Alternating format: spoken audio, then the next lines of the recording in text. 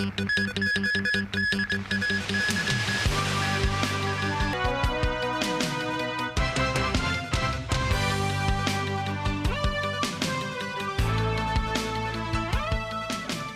evening and thank you for joining us. Residents from 8 more mainland cities will be able to visit Hong Kong without joining a group tour. That's after Beijing announced an expansion of the individual visit scheme. As applications are open today, travelers from these cities can visit Hong Kong on an individual basis as early as May 27th. Some tourism industry representatives hope that will help boost the number of overnight visitors. The 8 newly included mainland cities under the individual visit scheme are all provincial capitals or capitals of autonomous regions. They include Taiyuan in Shanxi, Hohhot in Inner Mongolia, Harbin in Heilongjiang, Lhasa in Tibet, Urumqi in Xinjiang, Lanzhou in Gansu, Xining in Qinghai, and Yinchuan in Ningxia. The National Immigration Administration announced that residents of these 8 cities, as well as residence permit holders, can apply for single entry or double entry visa, valid for 3 months or a year from the local authorities. Each visit to Hong Kong and Macau should not exceed 7 days. Chief Executive John Lee thanked the central government for its positive response to the SAR government's proposal. Tourism sector lawmaker Yu Pak Leung said the economic benefit in these cities is quite good. For instance, Taiyuan City, the provincial capital of Shanxi, boasts a per capita GDP value of more than 100,000 yuan, while other cities are also close to 100,000 yuan, which underscores their purchasing power. But Yu admits it will likely take some time before the scheme's effect is reflected in the number of visitors. Fanny Yeung, Executive Director of the Travel Industry Council, hopes the scheme's expansion will bring more young mainland tourists to Hong Kong. She said that might even help bring incentives for airlines to increase flights or aviation routes to and from these mainland cities. In March, Xi'an and Qingdao were included in the individual visit scheme. Plus, the 8 new additions to the scheme will cover 59 cities, the 4 municipalities directly under the central government, and all capitals of the provinces and autonomous regions. Retail sector lawmaker Peter Xu believes that will buoy overnight visitor figures, which will in turn benefit the industry. Xu noted how the opening of Xi'an and Qingdao in March already gave the retail sector a shot in the arm. As the 8 new mainland cities are further away, Xu said travelers have to take a flight to reach Hong Kong, so most of them will spend more time here and will likely spend much more than day trippers. U.S. President Joe Biden is reportedly set to impose major new tariffs on Chinese exports such as electric vehicles, semiconductors, solar equipment, and medical supplies as soon as next week. Tariffs on electric vehicles in particular could quadruple, up to 100% from the existing 25%. The tariffs, expected to be announced Tuesday, come as the U.S. expresses frustration over what Washington calls China's manufacturing overcapacity of EVs and other products, which they say pose a threat to U.S. jobs and national security. Biden has defined his policy as competition with China, not conflict. Foreign Ministry spokesperson Lin Jian said on Friday that the U.S. continues to politicize economic and trade issues and urged Washington to comply with WTO rules and cancel all tariffs. President Xi Jinping left Budapest on Friday after wrapping up a state visit to Hungary. It marked the end of a 3-nation European tour that included France and Serbia. Chinese in Hungary lined up along the way to the airport, waving Chinese and Hungarian national flags to bid farewell to Xi and congratulate him on the successful completion of his visit. Hungarian Prime Minister Viktor Orban and his wife Annika Levy bade farewell to the Chinese leader at the airport. Xi's plane was later escorted by Hungarian Air Force jets as it flew out of the country. Earlier, Xi and Orban and their wives enjoyed views of the Hungarian capital, Budapest, looking out over panoramic scenes on both sides of the Danube River. Orban said in an interview that Europe should open up to China. Hungary is coming just now from 1st of July to have the European Union to go forward. One issue is the Chinese relation, no question. And my job will be during this half-year presidency to improve the Chinese-European Union trade relation and stop all those attempts which try to limit and push back the quantity and quality of the relationship between China and the European Union. The UN General Assembly has voted overwhelmingly in favor of extending Palestine's rights and privileges and backed its bid to become a full member state. However, full membership is unlikely to be passed by the Security Council. David Garrett reports. A symbolic vote for Palestinian statehood. The General Assembly is now voting on draft resolution A/ES10/L30/revision 1, entitled Admission of New Members to the United Nations. The Palestinian Authority clasped hands. Israel's delegation looked on as votes were cast. Completed. Applause in the Assembly as the resolution passed with 143 members in favour, 9 against and 25 abstaining. A/ES10/L30/Rev1 is adopted.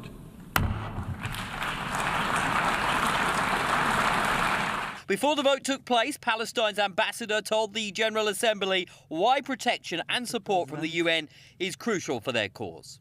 As Palestinians in Gaza have been pushed to the very edge of the Strip, to the very brink of life, and in the ever-narrowing space they are besieged in, bombs and bullets continue hunting them down. Israel presented its counter-argument. The UN, an organization that was established in the aftermath of the systematic murder of 6 million Jews, pays no heed to its founding charter and is advancing another genocidal regime that threatens the existence of the Jewish people. What you are inflicting upon the UN Charter with this destructive vote. This is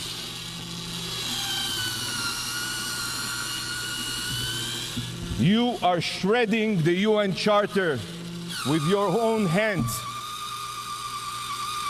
Yes, that's what you're doing, shredding the UN Charter. Shame on you.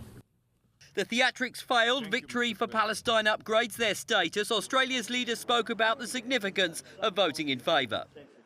Our position was to vote yes for the United Nations resolution because we believe it was consistent with our support for a two-state solution. And we assert that Hamas has no role to play in a future Palestinian state. We also reiterate our call for Hamas to release the hostages. We know that for some time we have had a bipartisan position of the need for a two-state solution.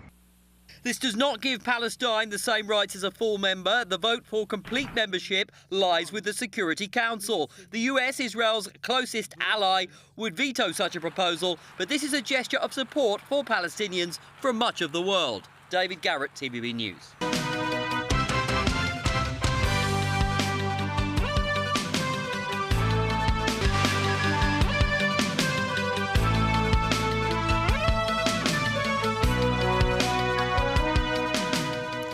Welcome back.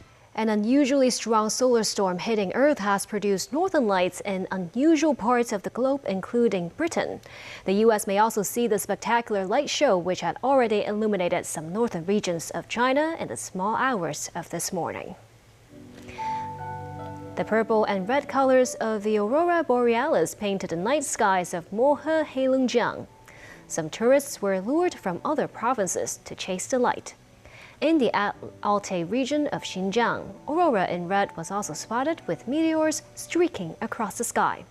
The National Center for Space Weather issued a red alert for geomagnetic storms, the highest in its warning system, while expecting more ionospheric disturbances in many parts of the country. It said that will also affect shortwave communication, navigation systems, and in-orbit satellites. It said the impact of geomagnetic storms on the human body is minimal.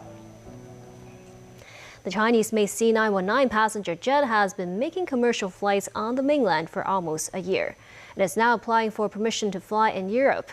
A mainland aviation safety organization in Shanghai expects the aircraft to receive approval by next year. Sakura Ip reports from Shanghai. In this simulation cabin for the C919 aircraft, cabin crew are trained to deal with emergency landings, fires, as well as turbulence during flights. This is one of the training exercises employed by COMAC, the C919 maker, at its training center in Shanghai.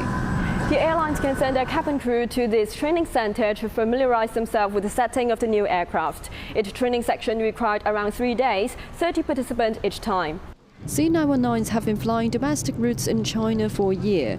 Last December, the aircraft flew over Victoria Harbour in Hong Kong in a demonstration flight to encourage more young people to join the aviation industry. The aviation safety watchdog, the Civil Aviation Administration of China's Shanghai Airworthiness Certification Center, authorized the C919 to fly in 2022. An application to fly in Europe has been submitted, with Chinese authorities taking their case to the European Aviation Safety Agency. The manufacturer is working on developing a new model designed for long-haul flights. The watchdog is confident that the Chinese aircraft will obtain approval next year.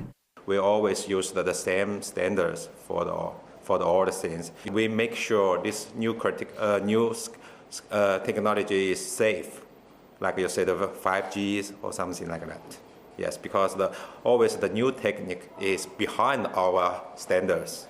The center will also update the testing criteria in line with advancing technology to ensure adherence to safety standards. Zachary Ip, TVB News, Shanghai. Chief Justice Andrew Cheung today appointed 3 senior counsels. The appointment ceremony was held at the Court of Final Appeal. The 3 appointees are Benson Choi, Francis Locke, and Queenie Lau. Choi specializes in criminal law and has worked on a number of major money laundering and fraud cases, while Locke practices commercial, company, and insolvency law. Lau, meanwhile, practices general civil and commercial law. Chief Justice Andrew Cheung, who presided over the ceremony, reminded the 3 that they must lead by example because other lawyers see them as a source of inspiration, a mentor, and a guiding light. The Kowloon Motor Bus Company, or KMB, today introduced another 10 electric double-decker buses that will travel between Cheung Sha Wan and North Point. Mil Sang-ai reports. This is one of the 10 Enviro 500 EV buses purchased by KMB. Running on Route 112, the electric double-deckers will carry passengers between So-ok Estate in Cheung Sha Wan and Parkville Road in North Point. Despite the hot weather, many bus fans welcomed the introduction of electric buses on this route at the So-ok Estate bus terminus this morning. KMB said the British-made New Energy buses can carry 122 passengers, and the interior design of the vehicles is the same as the traditional diesel-powered buses. The bus company also said the electric buses have a battery management system and a water cooling system that can monitor the condition and the temperature of the batteries. The first electric bus deployed on Cross Harbour Route 112 left So-ok Estate at 11:50 a.m. There was huge excitement when bus enthusiasts boarded the vehicle. They captured the moment with their cell phones and cameras. First time we ever see electric motor bus made by British company. This one is quite new, so that's why I come here. Very exciting. Everyone exciting. KMB now has 82 electric buses. The company hopes the government can provide more subsidies to support the expansion of the fleet of electric buses. Minus 9, TVB News. Meanwhile, child actors gathered in Cheung Chau to prepare for the annual Pusick Parade to be held on Wednesday. Mil Sang-ai reports. This girl all dressed up as a police officer, complete with a police motorbike. She is an actress in next week's Pusick Parade, one of the events to mark the Chenzhou Bun Festival. To ensure a smooth parade on the day, actors and actresses must go through a series of preparations, including testing out their standing positions in the air. Despite her young age, the girl said she is not afraid but enjoys being part of the parade. You can smile and take photos all the time, she said. The mother of the young star, meanwhile, said being a Pusick actress is tough. She said the parade allows her daughter to further explore traditional Chinese culture. However, those who wish to become a Pusic actor must fulfill certain criteria. For instance, they must be aged between 4 and 6. Past parades often included some political elements, such as children dressed up as well-known figures to convey certain messages. With the passage of Article 23 of the Basic Law earlier this year, this Pusic master admitted they needed to be more careful about what they portray during the parade. News 9, TVB News. And that's the news. Thank you for watching.